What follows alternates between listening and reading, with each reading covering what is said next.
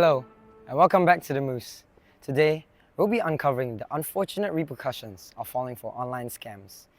In this increasingly digital society, there has been a rise in people falling for sticky traps set up by scammers for a quick buck, be it through text or other platforms.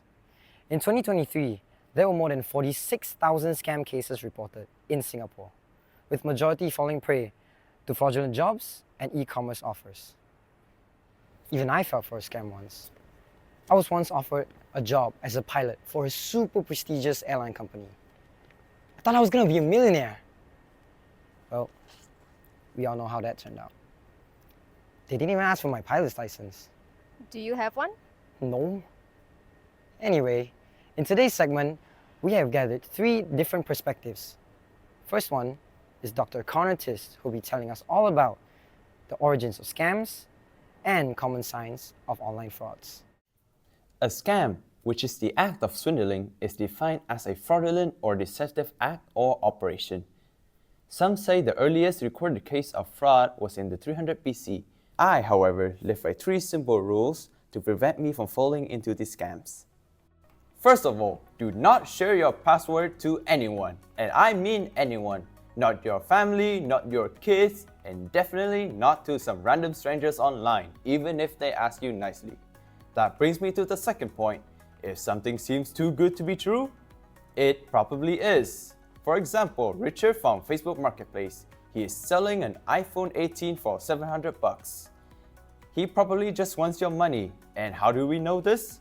When an iPhone 18 is released, it will definitely not be 700 bucks because of inflation. And last but not least, always be skeptical. As the saying goes, fool me once, shame on me. It's actually shame on you. Yes, that's what I said. Shame on me. After the quick lesson from Dr. Tis, we approached Miss Amy Stake, a victim of the popular concert ticket scam of 2024, to share her truly awful experience. So just like millions of other fans, I was so excited when I heard that Sailor Twiff was coming to Singapore this year. But by the time my friends and I wanted to buy tickets, all of them were sold out, literally all 6 days. So, like all the other Twifties, I went on Carousel to look for resellers and fished out fairly affordable tickets.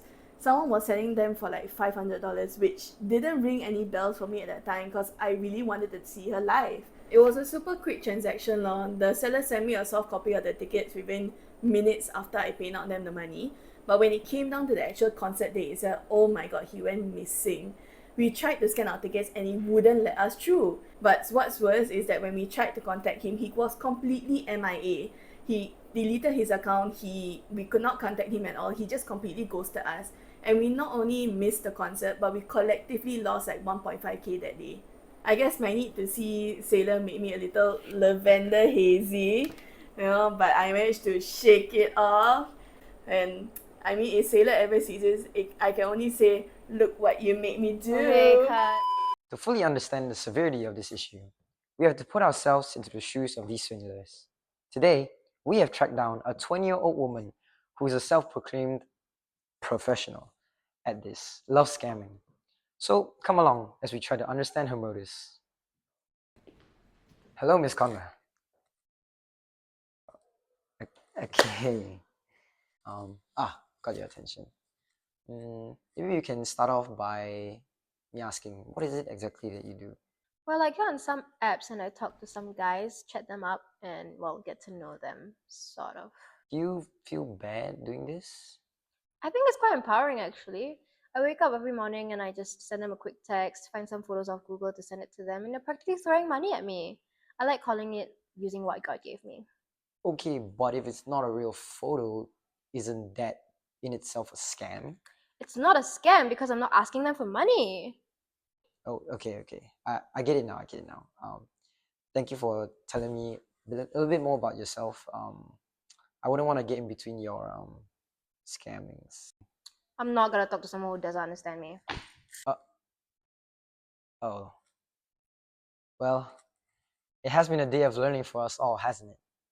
Not only have we been thoroughly educated on the ins and outs of scams, we now know what to do through personal recount of how to avoid scams and be a scammer. Don't quote me on the last part. Thank you for watching another episode of The Moose. Now see you in the next one.